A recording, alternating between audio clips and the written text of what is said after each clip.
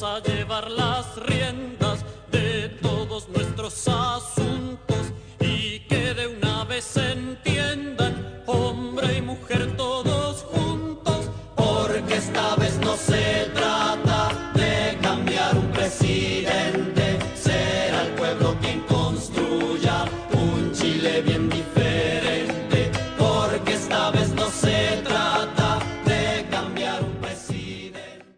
Bonsoir d'abord, merci beaucoup d'être avec nous. Alors Désiré, vous êtes scénariste, Alain, vous êtes dessinateur, vous travaillez en duo depuis 2012 à la création de bandes dessinées. Chacune de vos publications mêle à la fois des petites histoires dans la grande histoire ou dans des grandes évolutions de la société, et à chaque fois, vous faites un très gros travail documentaire pour amener les gens à comprendre un contexte historique ou un événement particulier qui découle d'autres choses dans l'histoire.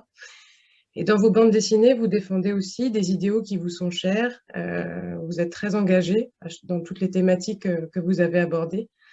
Et vous mêlez tous les deux assez intelligemment les codes de la bande dessinée avec de l'essai et de l'histoire. En 2017 et en 2019, vous publiez deux bandes dessinées qui se font écho. Là où se termine la Terre, qui parle de Pedro, qui raconte la vie de Pedro depuis sa naissance jusqu'à son exil du Chili. Et ensuite, dans Le Temps des Humbles, cette fois, vous changez de point de vue en racontant la vie de Soledad et Ricardo. Ces deux BD, elles sont vraiment écho et tous les deux, ils sont engagés dans l'unité populaire.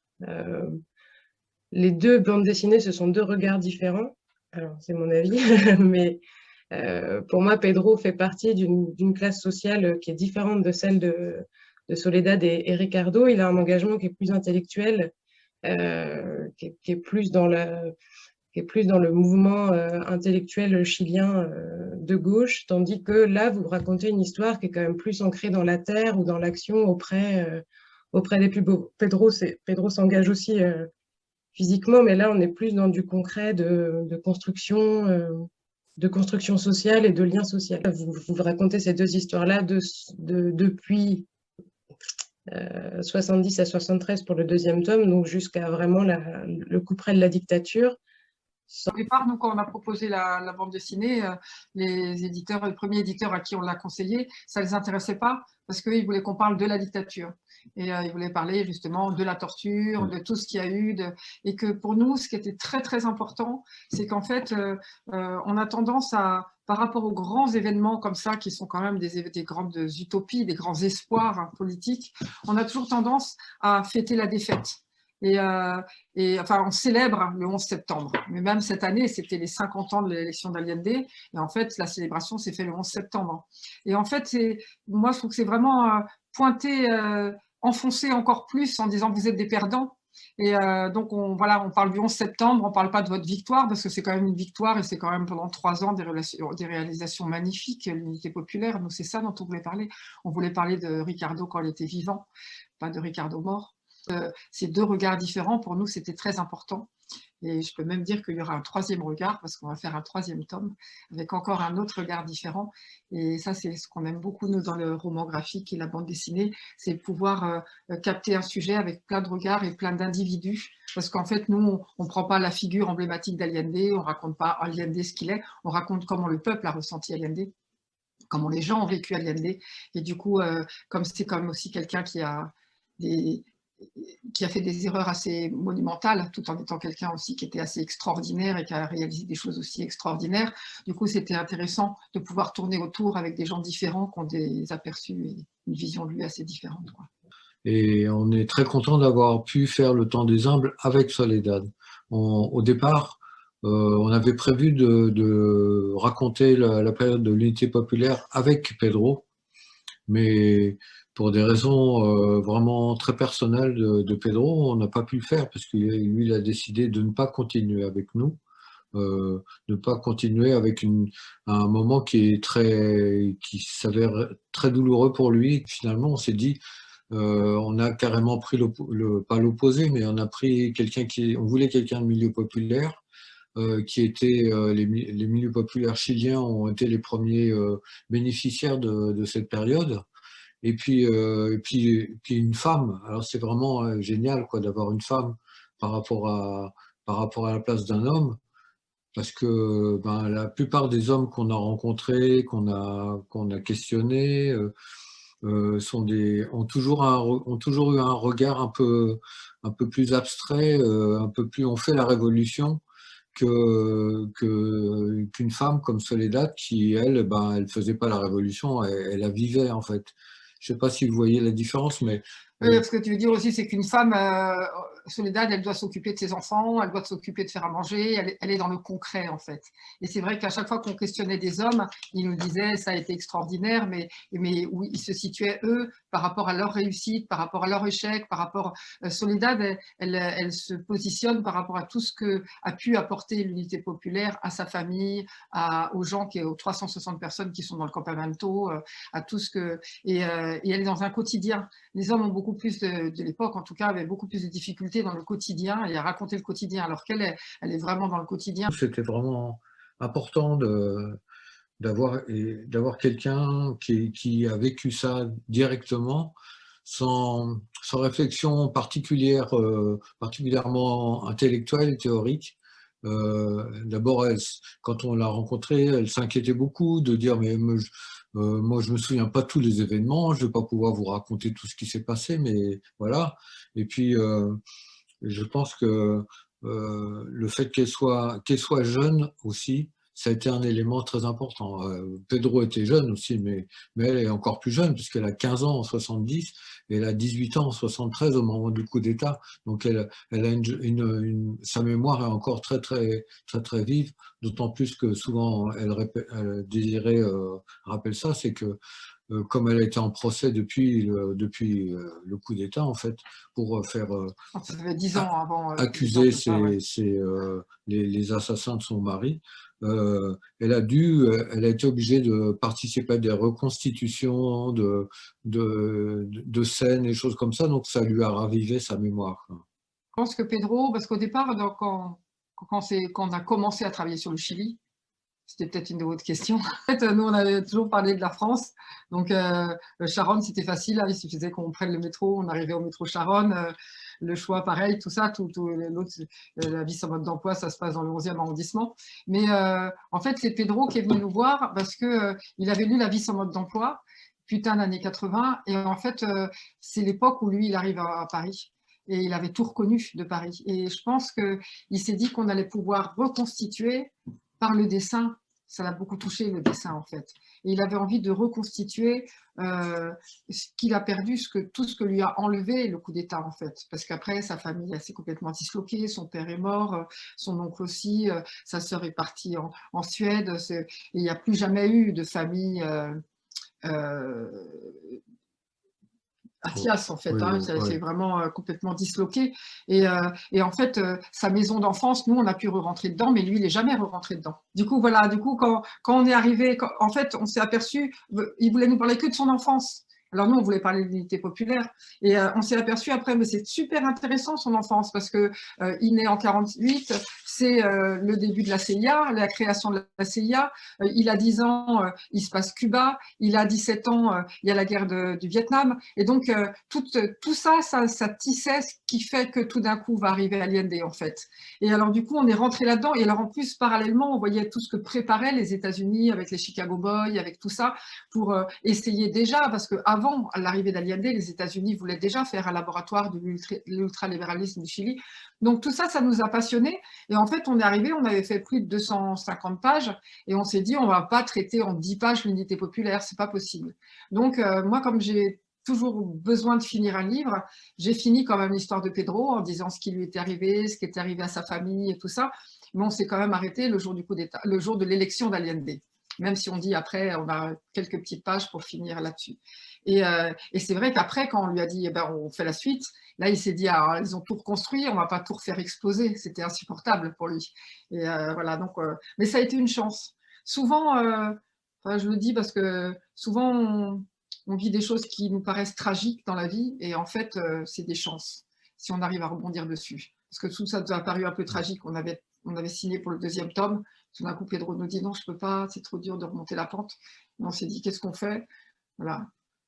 Mais quand même, il faut dire qu'on a le Chili, on n'a pas décidé avant de rencontrer Pedro, on n'a pas décidé de faire un livre sur le Chili. Ouais, c'était un peu la question par rapport à ça, c'est est-ce qu'il y avait deux volontés qui se sont rencontrées, deux envies qui se sont rencontrées, ou c'est la proposition de Pedro qui a vraiment lancé la machine? En fait, quand on a fait Dans l'ombre de Charonne, on a beaucoup de Sud-Américains, mais plutôt des Argentins, qui sont venus nous voir en disant on aimerait bien que vous racontiez ce qui s'est passé en Argentine, parce que dans l'ombre de Charonne, c'était les violences policières, et c'était une époque où on a failli rentrer dans le fascisme en France, hein, où il y a eu tout dans la guerre civile en tout cas, et en tout cas, on s'est aperçu que tous les policiers, par exemple, qui sont à Charonne, c'est des policiers qui avaient été complices collaborateurs pendant le régime de Vichy, et qui avaient été réintégrés dans la police et tout ça.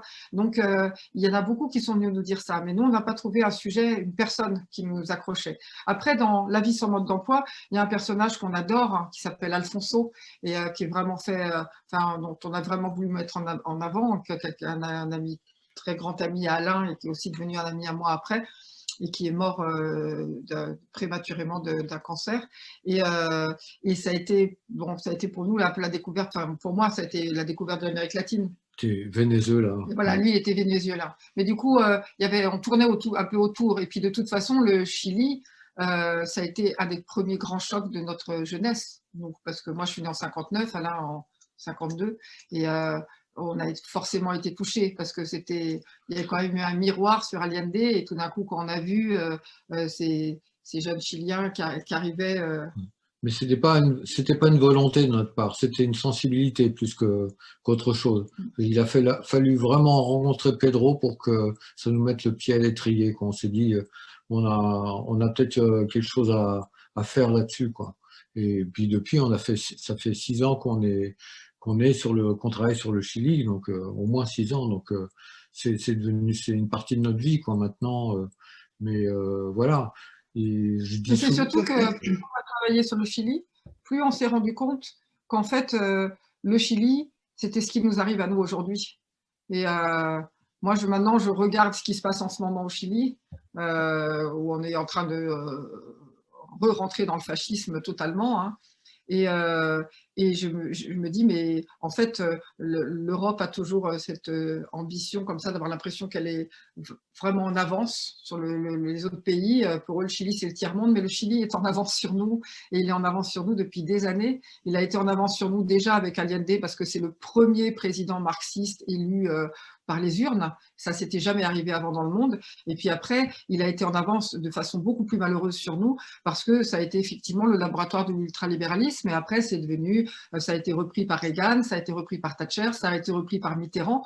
Et en fait, voilà, tout ça vient du Chili. Et tout ce qui est en train d'être rongé chez nous comme droits sociaux et tout ça, c'est déjà rongé depuis bien longtemps au Chili.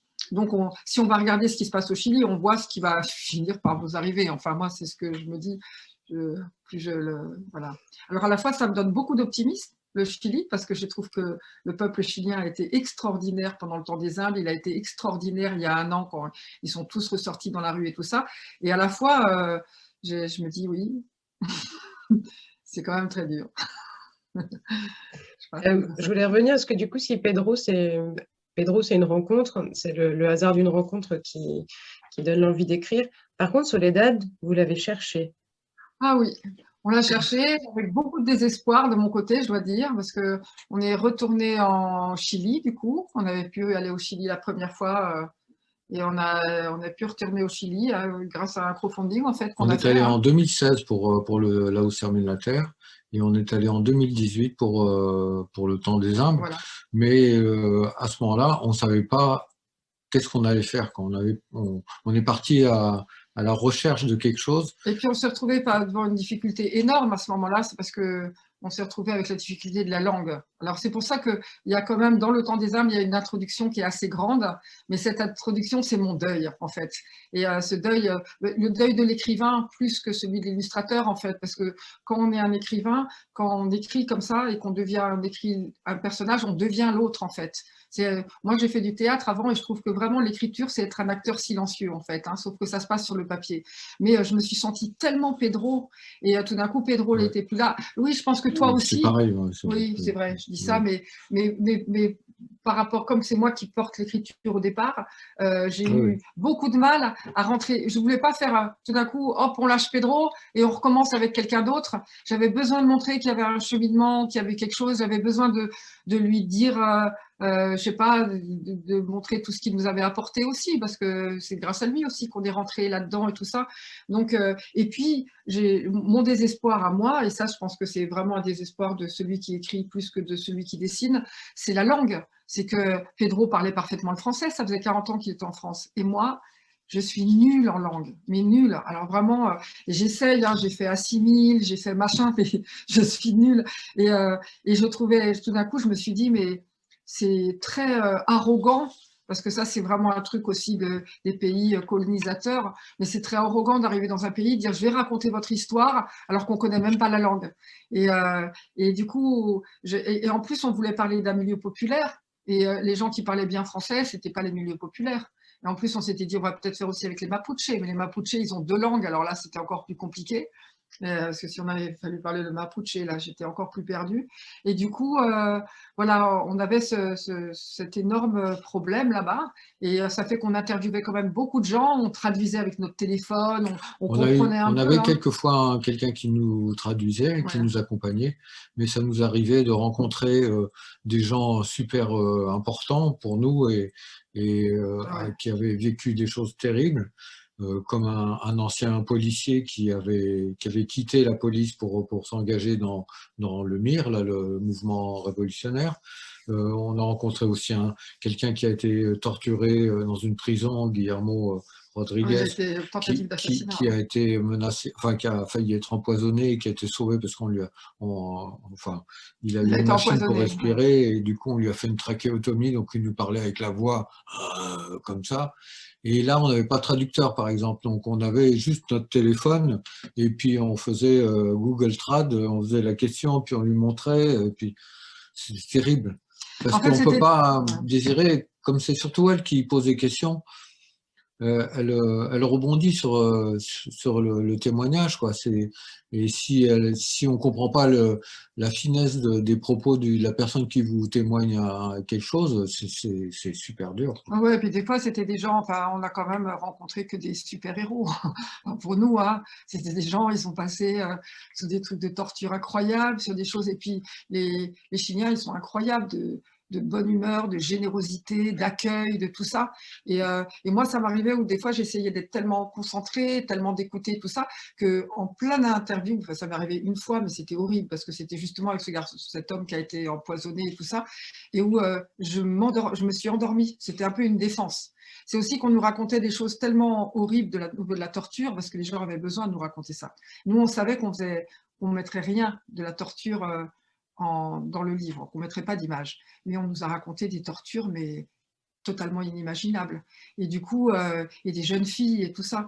Et du coup, on portait tout ça avec nous. On se disait, c'est important de savoir tout ça, parce que même si c'est important pour écrire le livre, même si ça ne transparaît pas dedans. Mais moi, ça m'est arrivé avec lui, j'avais envie qu'Alain me donne des coups de pied dans les jambes, mais je m'endormais. Et au bout d'un moment, il m'a demandé, il m'a dit, mais tu dors? Et c'était horrible parce qu'on avait l'impression que, voilà, que c'était... Et j'ai beaucoup souffert de ça. Et en fait, et tout en étant émerveillé. Et en fait, les Chiliens m'ont dit non, qu'on était légitime. Ils ont dit au contraire, ne croyez pas ça. Parce que c'est justement parce que vous n'avez pas vécu ça, on ne va pas pouvoir vous accuser en disant mais c'est un enfant du MIR ou c'est un enfant du PC ou vous avez le recul nécessaire et en plus ça nous fait tellement plaisir qu'il y ait quelqu'un qui vienne de France vers nous, parce que nous on est tous allés vers la France et que tout d'un coup il y ait quelque chose des personnes qui viennent de France pour nous dire voilà on va raconter. Donc on a eu un accueil absolument merveilleux. Et en fait, c'est au cours de ce voyage là on avait un repas organisé par des amis qu'on avait depuis le premier voyage, qui nous ont invités pour rencontrer un couple d'historiens, Jorge Macasiche et sa femme Maria Isabel. Et donc on savait qu'ils étaient très importants, qui nous disait, donc un historien très important, et nous on était un peu, on avait le trac quoi de les rencontrer. Et en fait quand ils sont arrivés, il y a Maria Isabel qui s'est dirigée vers moi, qui m'a dit mais je suis tellement ému de vous rencontrer, je suis fan de ce que vous avez fait le premier livre, donc ils connaissaient le temps là où se termine la Terre. Donc c'était une rencontre super émouvante et super fructueuse, parce que du coup on a parlé avec eux, on leur a expliqué ce qu'on cherchait, quoi, comment on voulait travailler, et du coup je pense que Marie-Isabelle a vraiment compris ce qu'on voulait. Et quelques temps après, quand on est rentré, Oui, ça habite en Belgique en fait. Marie-Isabelle a appelé, a téléphoné, et Désiré lui a dit « Je crois que j'ai ton personnage ». Et donc, c'était Soledad qui vit également à Bruxelles et qui est exilée depuis des années, et qui connaissait très bien Maria-Isabelle puisqu'ils travaillaient ensemble. Et voilà, Désiré est allé la rencontrer. Elles travaillaient ensemble, où Soledad était aux cuisines et Maria-Isabelle était sous-directrice d'un établissement pour trisomiques en fait. Mais Soledad était syndicale, c'est elle qui dirigeait le syndicat, donc il y avait encore le même rapport. Et en fait, Maria-Isabelle l'avait rencontrée dans le Campamento aussi. Et c'est incroyable parce que, en fait, déjà, aller là-bas, ça a été épique parce que nous, on avait déjà démarré, on était un peu. Et puis, quand elle m'a dit ça, j'ai dit bon, ben, on y va. J'y vais, et Alain devait rester là. Et on a failli rater le train parce que la voiture démarrait pas. Enfin, c'était une grosse angoisse d'aller là-bas. Et en fait, quand j'ai ouvert la porte sur Soledad, c'était tellement évident. Et je lui ai dit après, tu sais, moi, quand vraiment la porte s'est ouverte sur toi et que je t'ai vue, elle m'a dit, mais moi, elle me dit, je me rappellerai toujours ce jour-là, tout le matin, j'avais tellement mal au ventre, je me disais, et si mon histoire les intéresse pas, et si mon histoire les intéresse pas, et voilà, et ben, je suis devenue Soledad. Toi, tu es devenue Soledad aussi. Oui, toi, oui. Tu l'aimais beaucoup, beaucoup. Enfin, on l'aime beaucoup, beaucoup, hein, tous les deux. C'est sûr que quand on doit dessiner sur autant de pages des personnages, il faut qu'on ait une certaine empathie pour ces personnages. Ça peut être des fois, ça peut arriver qu'on n'aime pas trop le personnage, surtout nous qui travaillons on n'invente pas ces personnages. C'est des personnages réels dont on parle. Et Soledad, moi, vraiment, je suis tombé amoureux d'elle, et tout de suite, quoi. Très émouvant. On a rencontré son fils, le fameux Marx, qui vit aussi à Bruxelles, qui est super adorable. Enfin, et donc il y a pu y avoir des échanges très fructueux, des possibilités de travail qui ont été exceptionnelles, quoi, avec elle. Je comprends bien que les témoignages ont de l'importance dans la création de ces romans graphiques, et notamment dans la recherche des personnes adéquates. Mais est-ce que ça suffit à construire ces albums, où il y a une part de recherche, de documentation, de croisement d'informations qui doit se faire en supplément? En fait, elle se fait en amont. Parce qu'il y a une énorme recherche. Elle se fait en amont et en continuité, en fait. Bien sûr, c'est énorme le travail qu'il y a à faire. C'est pas du tout que le témoignage, parce que déjà, nous, on a besoin de comprendre l'époque, mais ça a été pour tous les livres qu'on a fait. Parce que même pour Sharon, on n'avait pas compris ce qui se passait vraiment pendant la guerre d'Algérie en France. Et donc, nous, on a toute une documentation. Et en fait, très souvent, la mémoire des témoins qu'on a se réveille avec notre documentation. Quand c'était avec Pedro, on a trouvé sur Internet, on a commandé des brochures sur l'école où il allait. Alain avait retrouvé une photo de lui avec sa sœur, une photo de classe de sa sœur dans l'école où il était.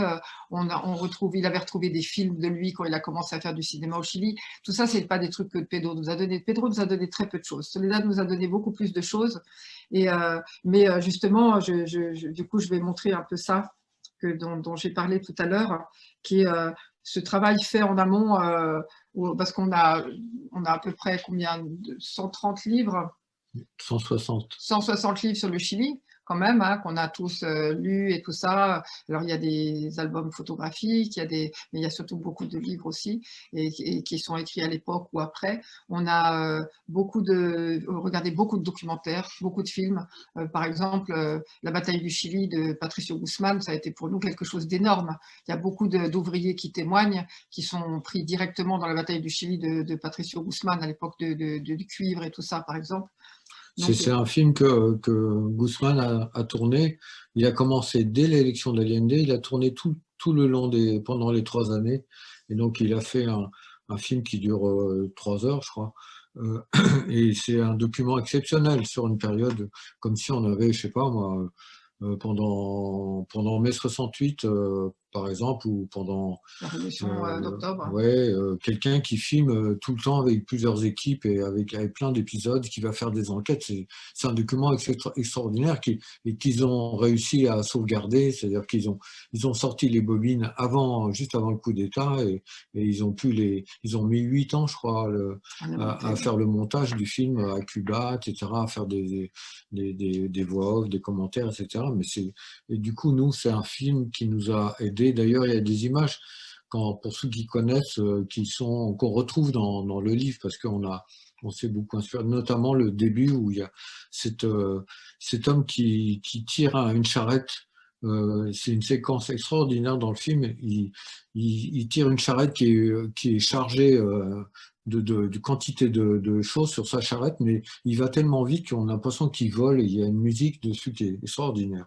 Et du coup, on s'est dit qu'il fallait qu'on remette ça. Donc, c'est pas, moi, c'est pas mal les images, mais le rendu de cette légèreté, je trouve elle y est pas, parce que dans le film, elle est vraiment très forte. Ouais, moi, j'adore cette image parce que c'est tout à fait, ça représente quand nous on arrive, et je trouve que ça nous représente beaucoup parce que on a vraiment la charrette, on sait pas voyager nous, donc on vient avec des valises énormes, et en fait il nous manque la moitié des trucs dont on a besoin une fois qu'on est là-bas, et puis on arrive, on était comme ça dans un pays où on connaissait pas la langue, où on connaissait personne au début. On arrive au Chili, on connaissait personne, donc il y avait un peu ce côté-là. C'est vrai que la mémoire individuelle ne suffit pas à alimenter tout ce qu'on veut raconter, parce qu'il y a la mémoire est d'abord tout à fait personnelle, et puis il y a des trous dedans, il y a des choses dont on ne se souvient pas, donc il y a une construction qui avait besoin de faire un autre travail de documentation. Et voilà, alors du coup, après, une fois qu'on avait fait, je vais montrer ça, une fois qu'on avait fait tout ce travail fait en amont, Alain, il a fait une frise chronologique. Alors, c'est dans un papier japonais, comme ça, dans un carnet japonais. Alors, ça se déplie. Voilà, ça se déplie comme ça. C'est pas facile à utiliser. Voilà. Mais en fait, tout ce qui est en haut, c'est l'unité populaire. Tout ce qui est en bas, c'est ceux qui sont contre l'unité populaire. Et alors après, on voit des petits logos, hein, quand c'est le logo de l'extrême droite, la grève des camionneurs, le tank Zano avec le petit tank, les drapeaux qui représentent chaque parti et tout ça. Et ça, j'ai ça sur mois par mois pendant toute l'unité populaire. Et on a 2 carnets comme ça. Et du coup, ça, c'est fait en amont, en fait.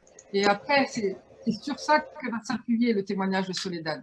Mais il y a pas, c'est pas, voilà. Alors après, il y a des choses que Soledad va nous dire, parce qu'il y avait des choses qui n'étaient pas dans ce carnet, et elle me parlait tout le temps de tours qu'ils avaient pris et tout ça dans un quartier qui était très bourgeois dans Santiago, où ils avaient voulu faire un quartier très populaire, où ils avaient voulu faire un quartier très bourgeois, et ça, on n'avait pas du tout ça dans notre petite brochure là, dans notre petite prise chronologique historique.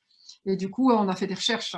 Après, on fait des recherches aussi sur ce qu'elle va dire, elle, en plus. Mais n'empêche que cette chronologie-là, elle a été aussi très aidante pour Soledad, parce qu'elle aussi, elle était débarrassée du poids historique. Elle n'avait pas peur de dire des bêtises. Elle savait que là, et au niveau de sa mémoire, on ne garde pas sa mémoire rangée de façon chronologique, en fait. Et là, ça remettait une chronologie à sa mémoire, et ça lui permettait de nous dire les choses. Et quand on lui disait les casseroles, elle se rappelait très bien. Et du coup, elle avait plein d'histoires qui se greffaient, mais sur ce qu'on lui posait comme question sur tel événement, tel événement, tel événement. Voilà. Et puis, il y avait des événements, on lui posait des questions, et là, elle n'était pas du tout là.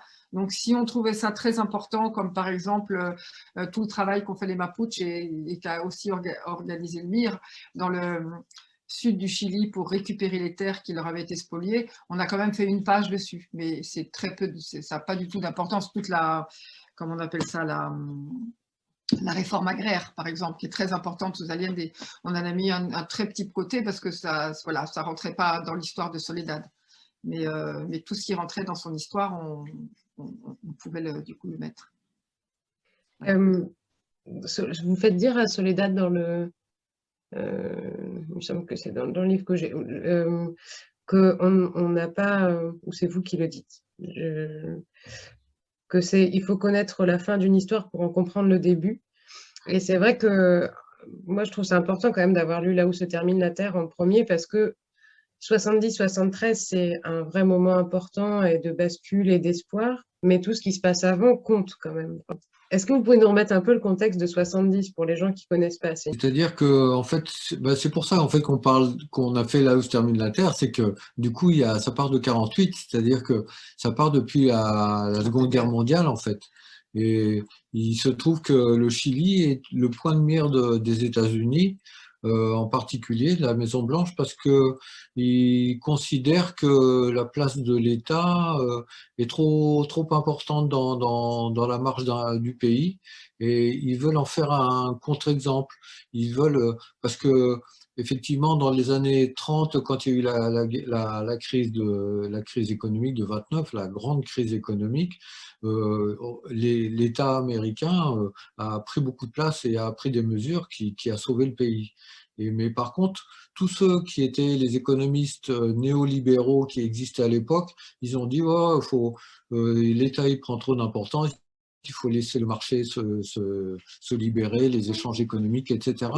Donc, ils ont décidé de faire l'expérience au Chili, et dès la fin des années 40, il y a eu un type qui s'appelle Milton Friedman, qui est un grand économiste, qui a décidé de former des étudiants chiliens. Et donc, il y a des étudiants chiliens qui ont été formés à cette époque-là pour créer ce courant, pour créer une conception du marché, du libre marché dans un pays où l'État avait beaucoup trop d'importance. Et du coup, à cette époque-là, en même temps, il y avait un jeune type qui s'appelle Salvador Allende, qui est le candidat, un dirigeant du Parti socialiste chilien, qui se présente aux élections. Et il se présente une fois, il ne réussit pas, il se présente une deuxième fois, il se présente une troisième fois. Et la quatrième fois, c'est en 70, en 1970. Et du coup, c'est un personnage qui est extrêmement connu du peuple chilien, parce que alors le Chili, c'est un pays qui est étrange pour nous. C'est une langue de terre qui fait en moyenne 200-300 km de large, mais qui fait 4000 km de long. Et du coup, il a parcouru le pays du nord au sud sans arrêt, à chaque fois pour ses campagnes électorales. Il est très connu. Et il se trouve aussi qu'à l'époque, pendant cette période-là, c'est les périodes après-guerre où les partis communistes dans le monde sont très, très, très puissants, et en particulier au Chili. Le Parti communiste chilien est très puissant, et il est très développé dans la classe ouvrière chilienne. Il y a beaucoup d'adhérents, enfin c'est un très gros parti. Et lui, ce parti-là, il s'allie avec les socialistes et il décide de faire une sorte de front populaire, hein, de programme commun aussi, hein, ça ressemble, parce que le programme commun en France sont beaucoup intéressés à ce qui se passait au Chili parce qu'il y avait des points communs. Et ils ont décidé de chercher un candidat pour les élections, donc c'est Salvador Allende. Et Salvador Allende représente ce programme de l'unité qui s'appelle l'unité populaire. On a quand même mis le programme là en entier dans le livre, parce qu'aujourd'hui, on lit le programme de l'unité populaire, c'est de l'islamo-gauchisme. Hein. C'est vraiment de l'ultra-gauche, quoi. Et, voilà. Et ça s'appelait du socialisme à l'époque. Donc, il y a une grande évolution, une dérive du socialisme. Ce qui est extraordinaire, c'est que c'est le premier président, enfin le premier candidat qui se dit marxiste, qui est élu par des élections démocratiques. Hein. Il n'est pas élu à un chiffre énorme hein, de voix, mais il est élu sérieusement. Et ça, c'est le premier de toute l'histoire moderne. Et malgré toutes les tentatives pour le déstabiliser et empêcher qu'il soit élu. Donc ça, c'est super important pour ce qui se passe au Chili, pour un peuple qui est, comme nous a dit une bonne sœur qu'on a rencontrée, qui elle, est revenue, qui venait de Libye en 72, je crois. Elle est rentrée en 71. En 71, et était chilienne. Qui dit, mais moi, quand j'ai vu les pauvres, les rotos, comme on dit au Chili, vraiment les moins que rien, avoir des charges, des fonctions de direction importantes et pouvoir aller dans les ministères pour expliquer des choses, etc. Pour moi, c'était extraordinaire. Elle n'avait jamais vu ça. Mais il faut dire aussi, je trouve ça très intéressant de dire ça, c'est que le socialisme chilien et le marxisme vu par Allende, il est très intéressant parce qu'il n'avait pas spécialement envie de s'allier avec l'URSS, par exemple. Il voulait pas un communisme mondial. Il trouvait que chaque pays devait trouver sa forme de communisme en fonction de ses besoins, de ce qu'il était, de son peuple et tout ça. Il ne disait pas communiste, il disait socialisme. Oui, il disait socialisme d'ailleurs, mais c'était un marxisme qui était quand même tourné sur le pays et pas sur le monde. Et ça, c'était quand même très intéressant aussi. Il avait une vision qui était sur les besoins des gens et les besoins de son pays. Et il faut savoir que quand Allende arrive est élu, il y a à ce moment-là un enfant qui meurt de malnutrition toutes les demi-heures au Chili, dans un pays qui a moins de 10 millions d'habitants. Donc, il y a une misère énorme quand on voit Soledad qui habite dans un campamento, qui a pris ces terres qu'ils prennent d'office, les Thomas, où ils prennent des terres et ils réclament des maisons. Il y a des milliers et des milliers de familles autour de Santiago. Dans le sien, il y a 360 familles, donc ça fait beaucoup plus que 360 personnes. Mais je suis d'accord avec vous quand même sur le fait de dire que là où se termine la terre est très très bien en complément du temps les âmes. Moi, je ne les dissocie pas, mais ce qu'il y a, c'est que je trouve qu'on peut les lire on peut commencer par le temps des humbles. Et voilà, le temps des âmes, c'est aussi une particularité, c'est que c'est notre première histoire d'amour.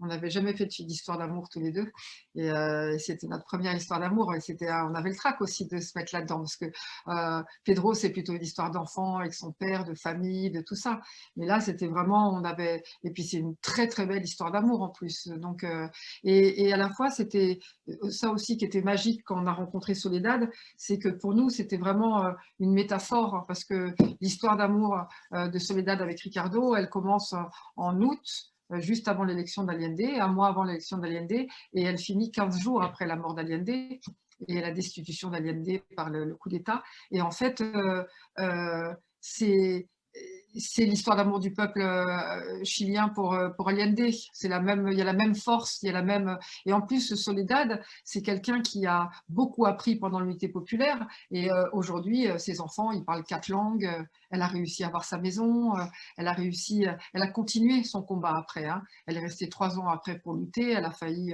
finir comme Ricardo, et du coup, elle a exilé en Belgique, mais elle a continué toujours avec ses mêmes idées, voilà. Il y a une double métaphore aussi dans ce livre, c'est la couverture où on voit cette main d'enfant comme ça qui va attraper des papillons, alors un papillon. Alors c'est vrai que Soledad m'avait dit qu'elle adorait attraper les papillons. Elle dit aujourd'hui on n'ose plus attraper les papillons parce qu'il n'y en a plus assez et on a un autre regard sur la nature, mais elle me dit moi j'adorais attraper les papillons.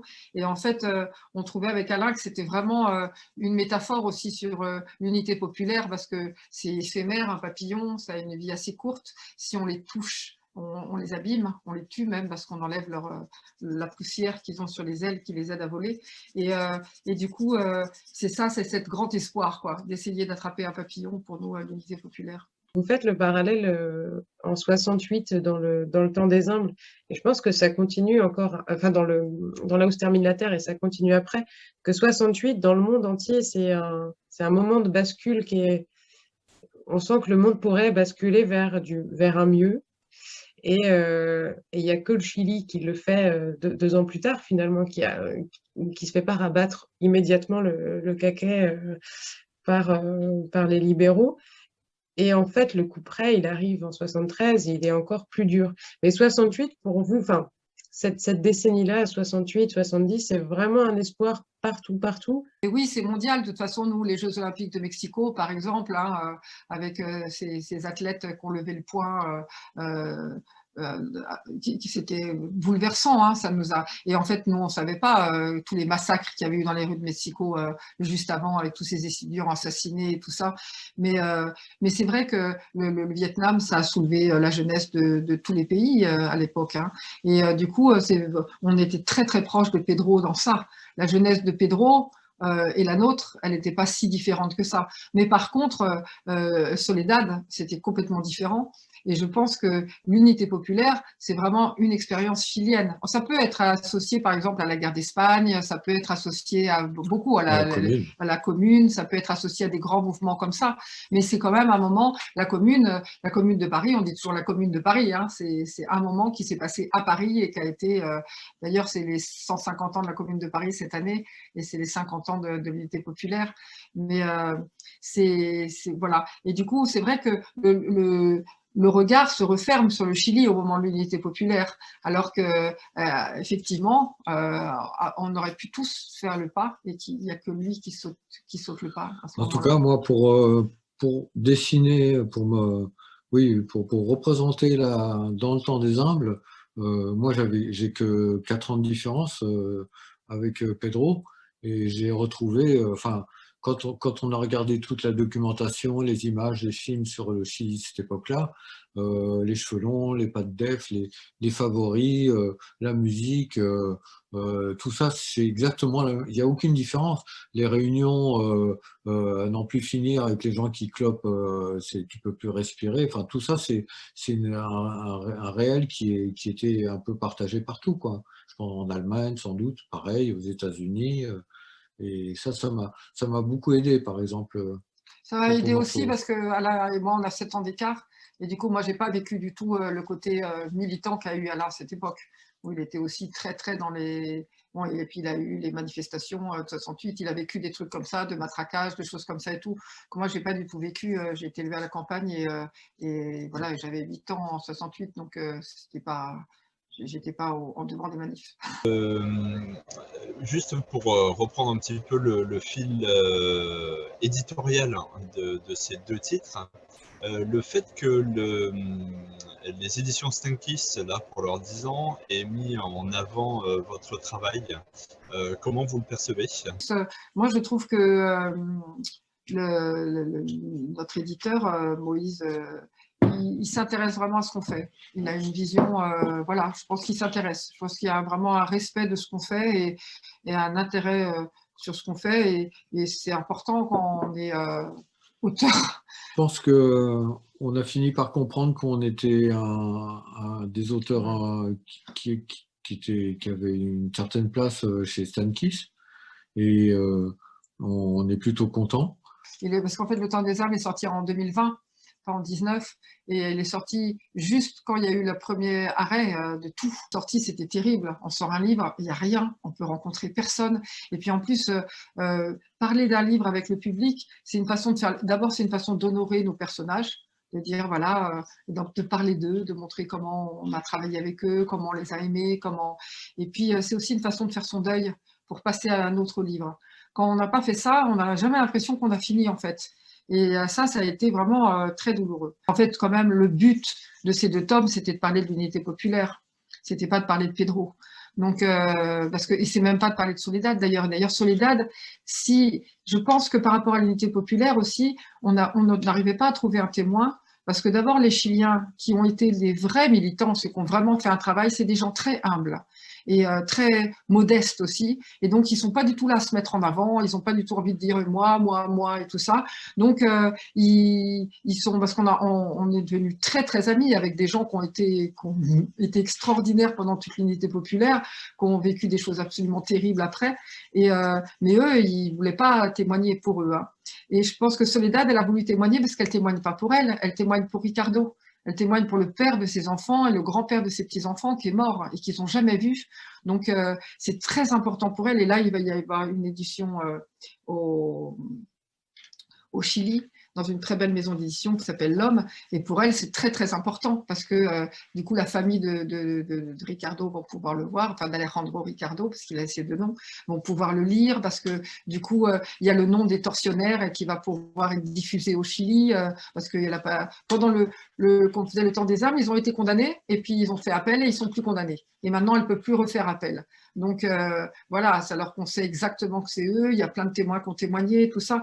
Donc c'était une façon de faire justice pour elle, cet album, qui était quand même très importante et tout ça.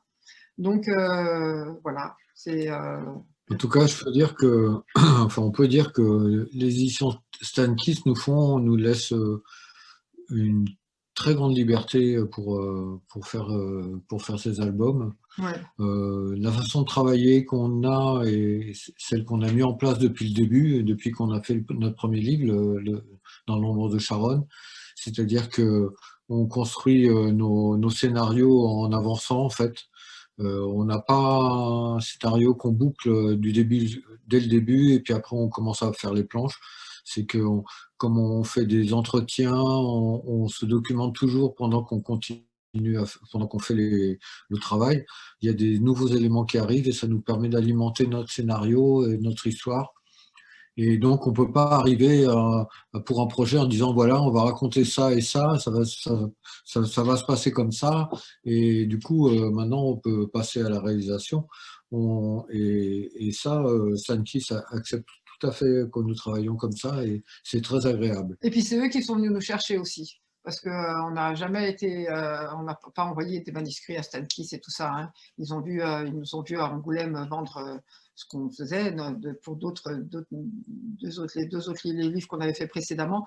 Et c'est Célina Salvador qui a vraiment assisté, qui est revenue plusieurs fois vers nous, qui nous a dit qu'elle voulait faire ça, qui s'est tout de suite intéressée au sujet du Chili et qui s'en est intéressée sans nous demander qu'on parle que du coup d'État et des tortures. Donc ça l'intéressait qu'on en parle autrement et tout ça. Et du coup, on leur a même donné après le choix qui était fait par une autre maison d'édition, qu'on a pu reprendre les droits et on a pu le faire avec eux parce que voilà, on préfère regrouper nos albums avec eux. Et alors, vous l'avez bien aimé le catalogue? Vous avez trouvé ça intéressant? Je trouve qu'ils ont fait un travail intéressant de sélection. En tout cas, ils ont mis en relief leur catalogue, leurs 10 ans. Et le fait qu'ils mettent le logo de leur anniversaire sur des titres bien particuliers, je trouve que ça a apporté une unité et un regard qui pouvait, un regard supplémentaire sur ces albums-là, et notamment le vôtre. Oui, c'est vrai. En plus, il commençait par le nôtre. Hein. On a été touchés. Hein. Quand je vous ai envoyé un message pour dire qu'on annulait et que du coup, vous ne pourriez pas venir à Nantes, j'ai senti quand même une envie de parler du Chili, tout simplement, de votre travail évidemment, mais du Chili tout simplement. Est-ce que vous pouvez nous dire un peu quelle est la situation aujourd'hui au Chili? Parce qu'en 2019-2020, il y a eu des grands mouvements populaires à nouveau. Il y avait des grandes manifestations après l'augmentation du ticket de métro, enfin du ticket de métro à Santiago. Même si ce n'est pas le fond du problème, il y a quand même encore... Est-ce que la crise sanitaire a changé quelque chose? En fait, le problème qui s'est passé au Chili, c'est que c'est ce qui est dit dans une bulle, une case du temps des humbles, c'est qu'en fait, ils ont négocié le retour à la démocratie et ça n'a pas été un vrai retour à la démocratie. De toute façon, Pinochet est resté à un poste dans l'armée jusqu'à sa mort et de toute façon, la constitution de Pinochet est toujours là aujourd'hui et de toute façon, les gens qui sont au gouvernement aujourd'hui, le président qui est là, son frère faisait partie du gouvernement de Pinochet, il y a beaucoup de gens qui faisaient partie du gouvernement de Pinochet. Celui qui est arrivé, qui a été le grand retour de la démocratie et tout ça, comment ça, Aylwin, c'est lui qui a fait tout pour qu'il y ait le coup d'État. Parce qu'en fait, ce qui s'est passé, c'est que la démocratie chrétienne au Chili, elle a pensé elle a appuyé à fond le coup d'État parce qu'elle a pensé qu'une fois que les militaires feraient le coup d'État, ils reprendraient le pouvoir. Et eux, les militaires, ils voulaient déjà construire un régime fasciste, ils voulaient déjà avoir ce régime économique. Les militaires, c'est plutôt la marine. Hein. C'est pour ça qu'on va faire un 3e tome qui racontera bien ça. et avec les marins en fait.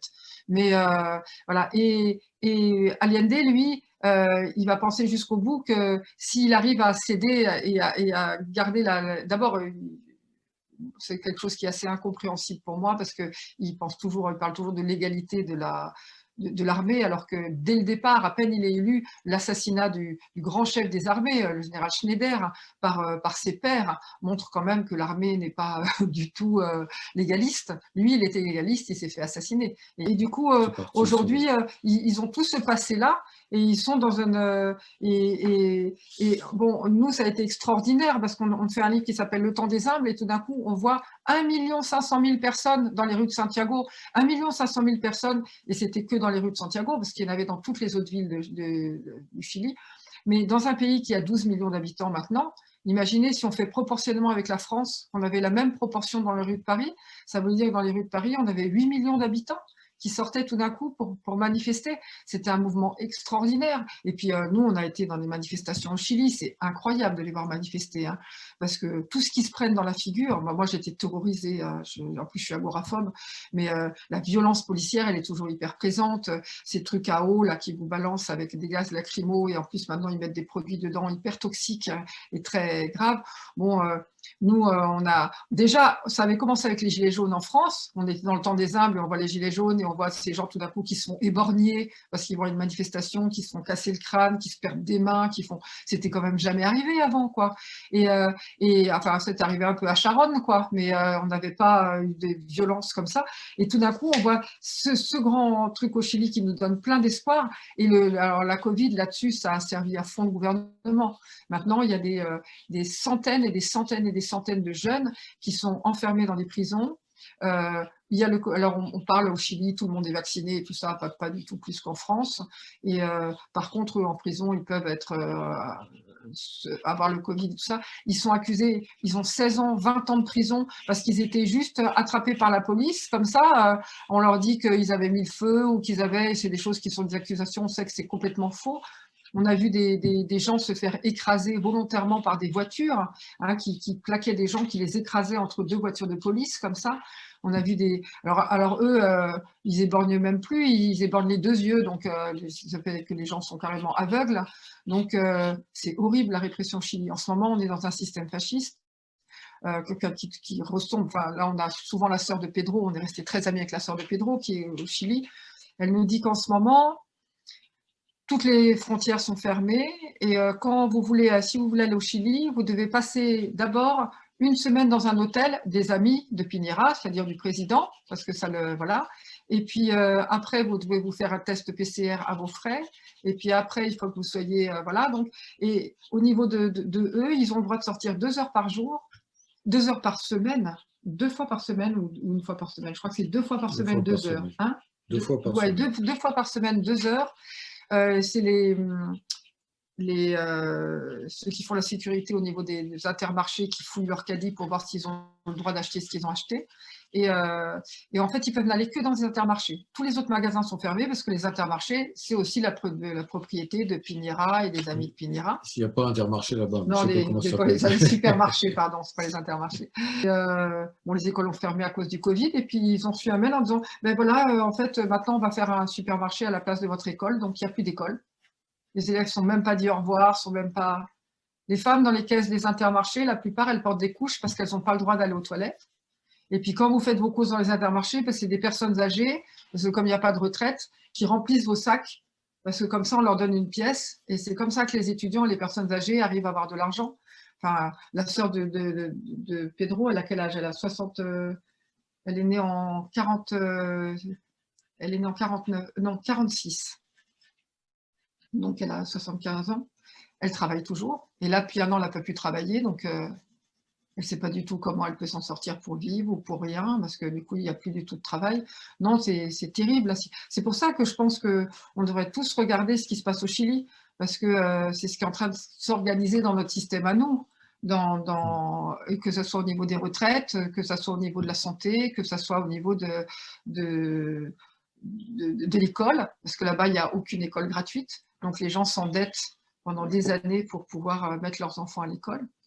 Et, Par contre, il y a un héritage direct de la période de l'unité oui, ça c'est populaire positif, oui. qui est là et qui se retrouve aujourd'hui. Par exemple, ceux dont on parle dans Le Temps des Humbles, les Oya Común, les soupes populaires qui sont dans le campamento, c'est quelque chose qui est pratiqué de manière sur une grande échelle aujourd'hui parce qu'il y a carrément des émeutes de la faim au Chili parce il y a plein on peut pas trouver à manger, quoi, hein, donc Ils écrivent faim partout en même immense sur les murs. on peut pas trouver de l'eau puisque l'eau est privatisée, donc il faut acheter des bouteilles minérales si on va avoir de l'eau pour se laver, Parce que quand on dit l'eau est privatisée, parce que ma mère, quand je dis ça, elle me dit, mais en France aussi, l'eau est privatisée, c'est Veolia et tout ça.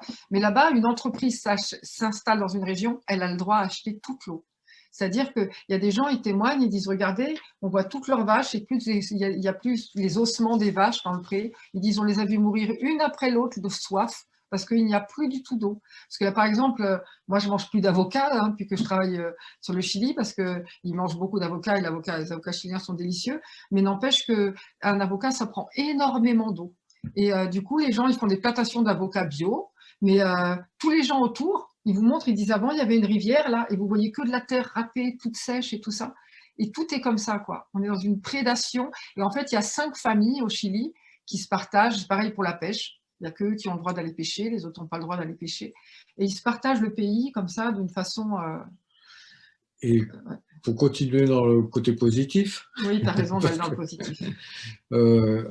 Par exemple, nous, quand on faisait Le Temps des Humbles, il s'est passé 2 choses importantes pour nous, parce que ça a duré 3 ans quand même, la réalisation de ce bouquin, et tous les jours, des planches et des planches.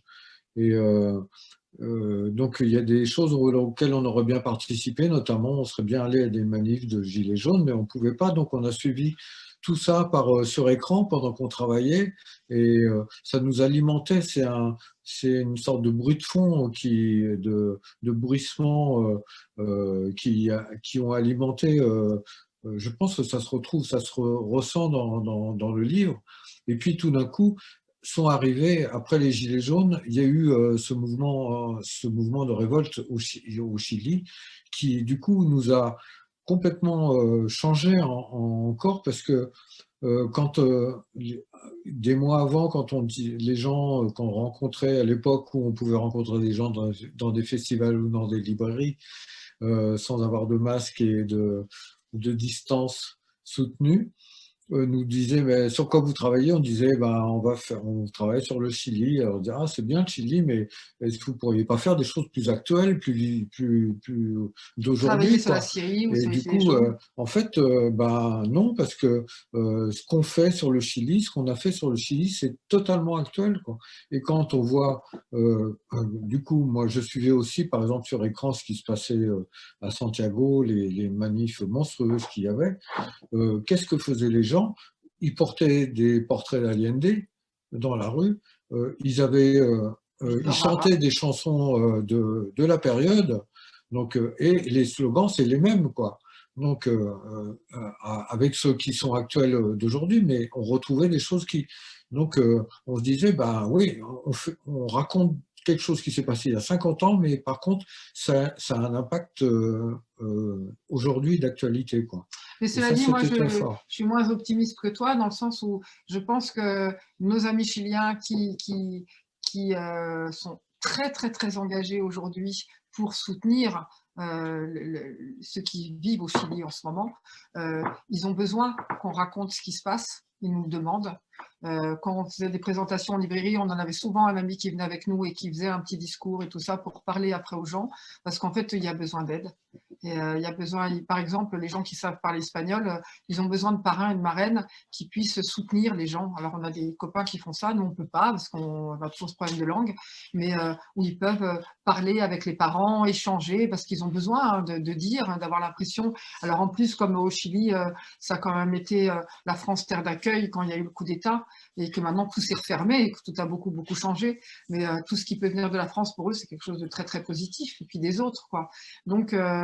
Et sur le lien, enfin, encore un aspect sur le lien entre la période d'il y a 50 ans et d'aujourd'hui, c'est que les carabiniers, donc la police chilienne, est carrément, c'est quasiment la même que celle d'il y a 50 ans. Bon, ils sont plus en fonction, ceux qui étaient à l'époque, mais ils pratiquent, ils ont la même attitude, c'est-à-dire qu'ils torturent. Hein, la torture est pratiquée au Chili aujourd'hui, et ils violent, donc on n'a pas ça. On n'a pas ça, heureusement, encore en France. Mais au Chili, c'est une tradition. Hein, c'est comme ils n'ont pas arrêté de le faire en fait. Et l'armée, qui est le principal acteur de la dictature, c'est tellement bardé de règles, de protection légale, d'amnistie, etc., qu'ils sont toujours intouchables.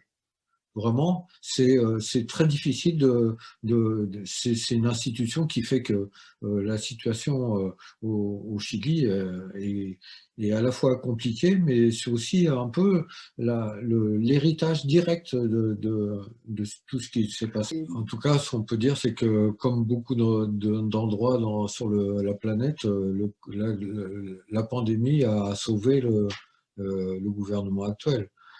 Parce qu'ils étaient très mal, ils étaient vraiment très mal, parce que à la fin de 2019, ils pensaient que jamais ça pourrait, que les gens pourraient sortir de leur léthargie après tant de dizaines d'années de libéralisme, d'oppression. Et là, bon, eux, ils essayent, la population chilienne essaye de changer la constitution, mais c'est pareil, les événements qui étaient prévus ont été repoussés, donc tout ça, c'est noyé dans une sorte de brouillard, comme un peu le brouillard auquel on est confronté, nous, tous les jours. On ne sait plus qu'est-ce qui se passe, on ne sait plus quoi penser. Donc voilà. En tout cas, les Chiliens, tout le temps depuis qu'on les a rencontrés, dès qu'ils parlaient du retour de la démocratie, ils disent de la démocratie comme ça. C'est voilà, parce que pour eux, il n'y a pas eu de retour à la démocratie. C'est un mot, voilà. Ce que vous dites là, c'est un peu ce que moi j'avais vu dans l'introduction que vous faites du Temps des Indes, c'est que il y a une ambiguïté, quoi. C'est l'esprit aliéniste, ou en tout cas du MIR, il est toujours là parce que les gens, voilà, les Chiliens se sont quand même battus, ils ont perdu, mais la dictature a gagné quelque chose quand même, et elle est encore gagnante, mine de rien. Mais alors, là-dessus, je voudrais dire quelque chose, c'est que pour moi, mais les Chiliens ne sont pas toujours d'accord avec moi là-dessus, hein, mais pour moi, les Chiliens n'ont pas perdu, parce que c'est ce que dit Allende là, dans la première année, dans le premier film de Guzman, il dit, en fait, la bourgeoisie, elle établit des lois et des règles pour se préserver, en fait. Toutes les lois qui ont été faites, c'est fait pour se préserver, voilà. Mais avec les lois qu'ils ont mis en place et tout ce qu'ils ont mis en place pour se protéger et se préserver, eh ben, il y a quand même quelque chose qui arrive dont ils n'ont pas envie, comme l'élection d'un président marxiste, eh ben, ils trichent. Et en fait, pour moi, c'est les tricheurs qui ont gagné. Alors, quand on a triché, on ne dit jamais que quelqu'un a gagné. On dit « t'as triché ». Donc, pour moi, les Chiliens ont gagné quand même. Ils ont gagné quelque chose d'énorme, mais ils se sont fait avoir par les tricheurs. Je préfère ça que de dire qu'ils ont perdu. À la fois une question et une envie, savoir un tout petit peu en avance, même si vous avez brossé les grands traits du prochain album, mais se dire quand est-ce qu'on aura la joie de vous retrouver dans nos librairies, vos livres en tout cas, avant vous. Excellente question. Alors, il se trouve qu'en 2023, ça sera les 50 ans du coup d'État. Donc, on aimerait bien sortir le 3e livre à cette occasion, parce que là, on est sûr qu'il va y avoir une célébration, parce que les gens aiment bien célébrer ces sortes d'événements terribles. Et donc, voilà, ça laisse une sorte de... Mais on n'est pas sûr en même temps, parce que il faudrait qu'on retourne une 3e fois au Chili, et il faudrait qu'on puisse aller interviewer nos témoins. Il y en a en Belgique, mais en Belgique, on peut pas y aller là. On a rencontré en 2018, donc on a rencontré 5 marins, 4 qui habitent en Belgique et 1 qui habite en Suède. Et ces marins-là ont beaucoup de choses à nous raconter, mais on ne sait pas encore, du fait de ne pas avoir pu parler avec eux, on ne sait pas si on va raconter l'histoire d'un marin ou ça va être une histoire collective. Donc, mais il faut qu'on aille les voir. Donc, moi, j'ai besoin de tirer un fil et pour l'instant, je n'ai pas tiré le fil. Alors là, c'est pareil, on fait comme avec le temps des humbles. Alain marque plein de trucs, on marque plein de trucs chacun de notre côté, on lit toute la thèse de… En fait, ça sera sur les marins qui ont dit non. C'est les marins qui ont refusé le coup d'État. Et il y a eu un groupe de marins comme ça, assez important, qui se sont dit qu'ils avaient voté pour un président qui voulait le garder. Alors, ils ont essayé, eux, ils ont vu depuis le début comment la marine essayait de faire un coup d'État. Donc, ça sera plutôt un esprit polar, celui-là. Plutôt après l'histoire d'amour, on va faire un truc. Et du coup, sur les bateaux, ils entendent des choses, ils voient des choses et tout ça, et ils essayent d'aller prévenir Allende. Sauf que Allende ne veut pas les entendre. Et non seulement il ne veut pas les entendre, mais ils vont être arrêtés et torturés pendant le gouvernement d'Allende. Donc, ça donnera une autre image, justement, de ça. Et eux, ils ne comprennent pas, parce que eux, c'est leur idole. C'était quelque chose pour eux extraordinaire, Allende. Hein. Donc, voilà, le problème, c'est qu'on ne peut pas les interviewer. Alors, on s'est fait vacciner pour pouvoir traverser les frontières. D'ailleurs, j'étais malade comme un chien toute la semaine dernière. Je ne sais pas si ça va avec le vaccin, mais c'était juste après. Et on aura le deuxième vaccin en juin et on espère pouvoir partir en juin. Puis, on a besoin de dessiner, on a besoin d'écrire. Et moi, j'ai vraiment besoin, pour démarrer une histoire, d'avoir attrapé quelque chose. On peut avoir tout le contexte, on peut avoir tout le côté historique, on peut avoir tout ça, mais après, il faut une âme à tout ça. Et l'âme vient de… Enfin, je vais peut-être terminer là-dessus. Enfin, je vais terminer là-dessus. Nous, c'est dans le réel que tout notre imaginaire s'ancre. Oui, c'est pour ça que… Parce que plus on est du réel, plus on a du réel, plus on a d'éléments réels, plus on peut imaginer les choses, en fait. Et c'est pour ça que je vais finir. Non, c'est pour ça que notre façon de travailler fait qu'on est un peu tributaire du réel et qui fait qu'on peut pas, dans les temps présents, on serait totalement dans la fiction et à inventer des personnages et une histoire. Voilà, on peut travailler chez soi, enfermé, loin du monde confiné. Mais nous, on a besoin d'aller à l'extérieur. Les autres, ils nous apportent trop. Ils ont trop de choses. Ils ont trop de choses qu'on ne peut pas imaginer d'eux, en fait. Je veux dire, Soledad, on n'aurait pas pu l'imaginer aussi bien. Ni Pedro, ni nos marins. Voilà. On n'aurait jamais inventé quelqu'un qui appelle son fils Marx. Ah non. D'ailleurs, on l'aurait fait et ça serait une invention. On nous aurait dit là, vous êtes allé un peu loin quand même, Manon. C'était vrai. C'est vrai.